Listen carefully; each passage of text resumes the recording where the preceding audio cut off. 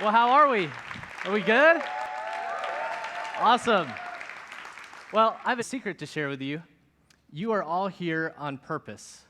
You made a series of decisions that led you to this room today. So let me ask you a question. Have you ever thought about what your motivation is behind everything you do? Why you're here? Not how you got here, someone invited you, or what you hope to get out of today and hearing these talks, but really the purpose and the reason for you being here today.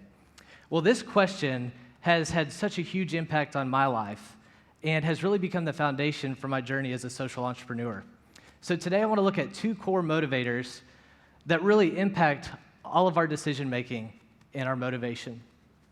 So I was asked to come and share today about starting an unusual business in an unconventional way. So today we're talking about not business as usual.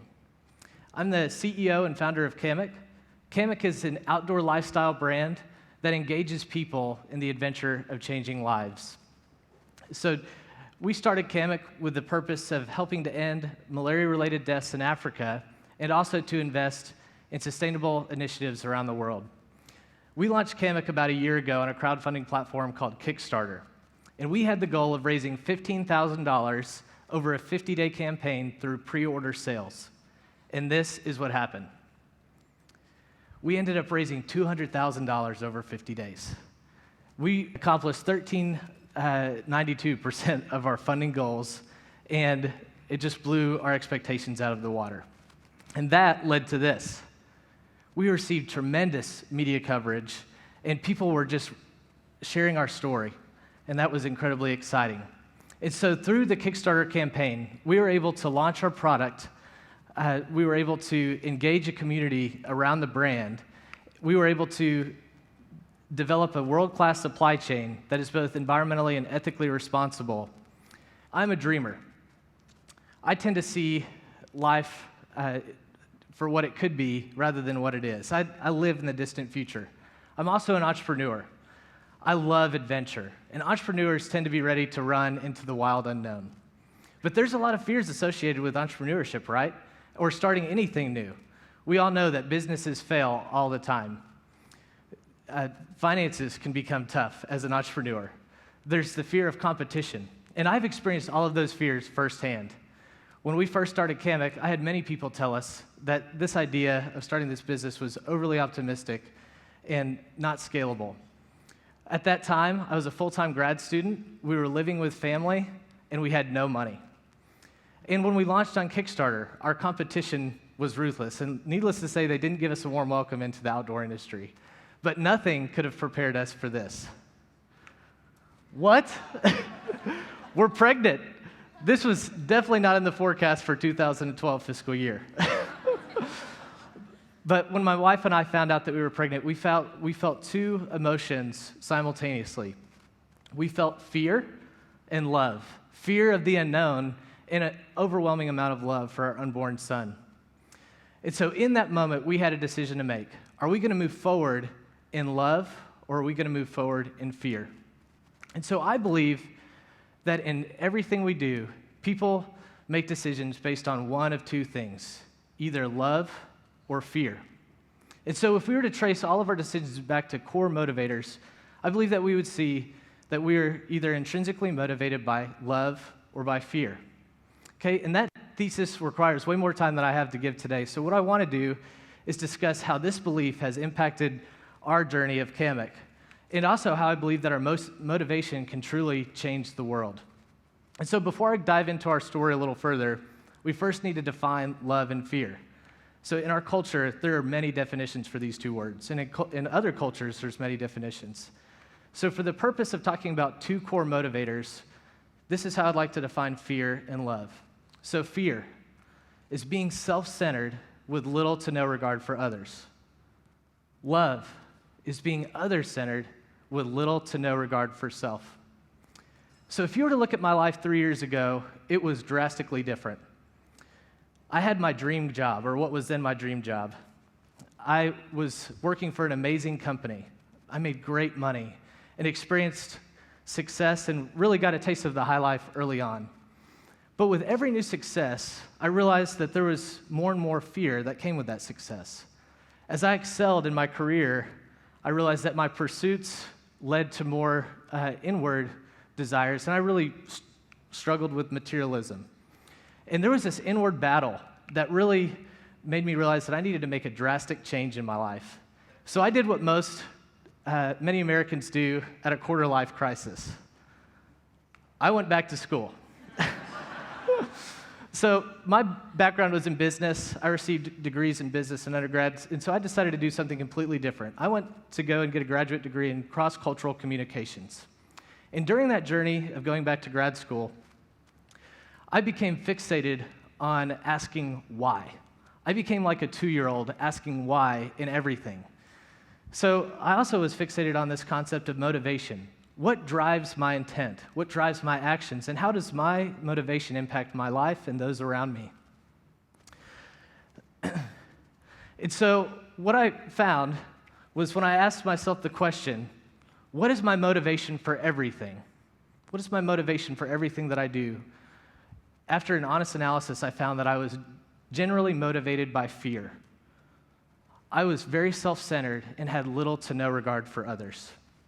And so I believe that actions inherently in and of themselves are basically neutral. Okay, so when we attach intent and motivation to those actions, they can have the power to have great impact for the greater good or devastating impact. And so when motivation is attached to actions and if fear is the base motive, I believe that those actions can be compounded to have devastating impacts. And a great example of this is in America during segregation, right? So if we're looking at fear, the definition that we gave is that fear is being self-centered with little to no regard for others.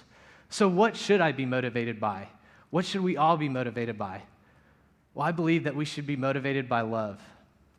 Why? Why should we be motivated by love? Well, because love is the fullest way to live. Love accomplishes the greater good. Love brings cultures and communities together. And above all, love conquers fear. So you might be thinking, okay, Greg, you're talking about love. How in the world does this have practical implications in my life and in my business? And so I would submit to you that this has huge implications to your personal life and to your business. Simon Sinek is a well-known author, great TED communicator. He says that people don't buy what we do, but why we do it, okay? So he contends that the greatest businesses in the world, the greatest leaders, are dialed in on why, their reason and purpose for existence. And that brings success. And so he says our why makes all the difference. And what I'm asking us to do is take a look at a step further. What motivates our why? And that I would submit that we should be motivated by love. And so let me give you some practical examples of how this has had an impact on Kamek in our journey and how our brand looks way different because we take motivation into consideration. So when I first started Kamek, I had no intention of starting a business. I was in grad school as a full-time grad student, and during that time, I was taking a class on global needs. And that class wrecked me. I was exposed to harrowing statistics and facts on anything from sex trafficking to clean water issues, global hunger, and the list goes on and on. But nothing really impacted me as heavily as this. Every minute, a child dies from malaria in Africa. Really? It's 2012. How is that possible? Every minute, a child dies from malaria in Africa. This is preventable, it's treatable, and we have the tools at our disposal to eradicate this disease. And so I was impacted by that. And I realized in that moment of being impacted that I had a decision to make.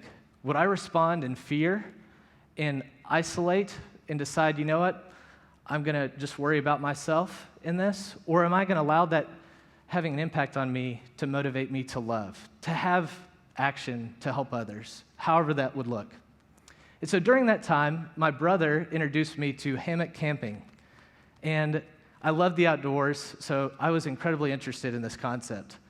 And so at that time, I was also thinking about how can I purposefully engage in the fight against malaria? And so I had this epiphany. What if we were to create a lightweight camping hammock that could get people off the ground who are sleeping on dirt floors and would have integrated insect netting that could also provide vector-borne disease prevention from diseases like malaria. And that was the catalyst that got Kamek started. So it wasn't a desire to start a business. It was really out of my motivation to help others. And so Kamek was born out of this desire to love others. And so our mission statement really reflects our outward consciousness. And so nowhere in our mission statement will you find the words maximizing shareholder wealth, creating high-quality products, or the nuts and bolts of business. No, our mission statement is to equip and inspire for life-changing adventure. And so what that means is we are purposed to help others engage in the adventure of changing lives. And so our mission statement is outward-focused and is intended to help others, in turn, be outward-focused, to choose love as their motive. And so everything we do at Kamek is really run through this filter of our motivation. And so that has an impact on everything from our logo to the word Kamek. And so my brother and I were talking about lightweight camping hammocks having an impact overseas in developing countries. And in my excitement to say camping hammock, I accidentally said Kamek. And when I said that word, we both looked at each other with bug eyes, and we were like, that's it. That could be the name of the product, the name of the activity of hammock camping, so kammocking, and also the brand, the vehicle that could help people engage in this adventure of changing lives. And so also our logo has so much significance and more than I have time to get into today, but we chose the female red kangaroo to be our logo, primarily because the female red kangaroo takes care of its young in one of the harshest climates in the world, the Australian outback. And it really symbolizes how we desire to care for others, to come alongside of them in a harsh external environment. So this motivation also has impact on our color choices for our products, the materials that we select, just overall product design. It has huge impact on how we communicate with our community and how we define and set parameters around our community. So one reason why we love using the kangaroo as our logo is that a pack of kangaroos is called a mob. How perfect is that for a community? So our community is literally called the mob, and someone in our community is called a mobster.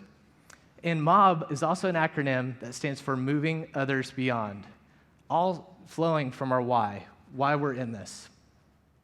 And so we were able to see the impact of a mob so evidently before we even got product into people's hands when we launched our Kickstarter campaign. So why Kickstarter? We decided to go with an unconventional platform, an unusual way of funding for many reasons. We could have gone, the typical bootstrap route of soliciting friends and family for startup funds, angels or VCs.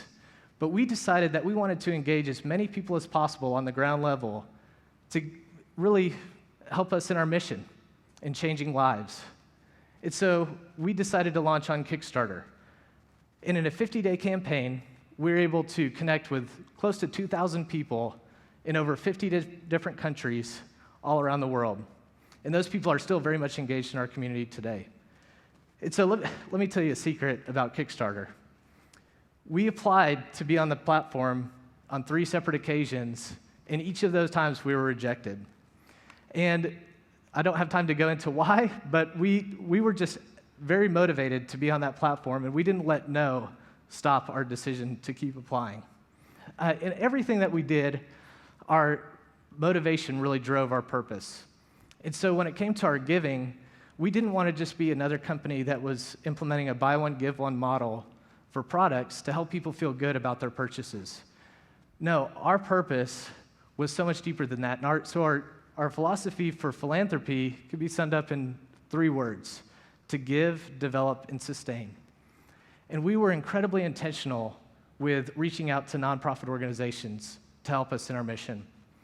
And so we spent about a year researching and meeting with different malaria-fighting organizations. And we decided to partner with Malaria No More. And through our partnership with Malaria No More, we're able to provide a treated mosquito net or health education materials to a family in Africa through the sale of every product. In turn, we're helping Malaria No More accomplish their goal of eradicating malaria-related deaths in Africa by 2015. How cool is that? Think about that, 2015. So on top of that, we wanted to do more. So we decided to partner with 1% for the Planet and commit 1% of total revenue to environmental and sustainable initiatives. And through our partnership with 1%, we connected with Comfort the Children International. Comfort the Children is an amazing nonprofit that does work in Kenya. And they do some incredible environmental and sustainable initiatives there. But their work has had huge impact. Let me share a story real quick with you guys about Florence and Ruth. Florence is a single mom, and Ruth is a daughter with special needs. Ruth has cerebral palsy. And before connecting with CTC, Ruth would not have had an opportunity to walk or to receive physical therapy, and education was off the table. But Ruth, through her mom being able to work at CTC to provide a wage for her family, Ruth now walks today because of the physical therapy that she received, and also she's received an amazing education. And so when I dream about the world that I want to live in, and I dream about the world that I want my son to grow up in, I dream about a world where malaria does not exist. I dream about a world where people choose to be motivated by love. You know, I think we owe it to ourselves to ask the question, what is my motivation for everything? We're all in the same boat. We're all here to help each other. And I believe that if we are all motivated by love, there's nothing we can't accomplish. Thank you.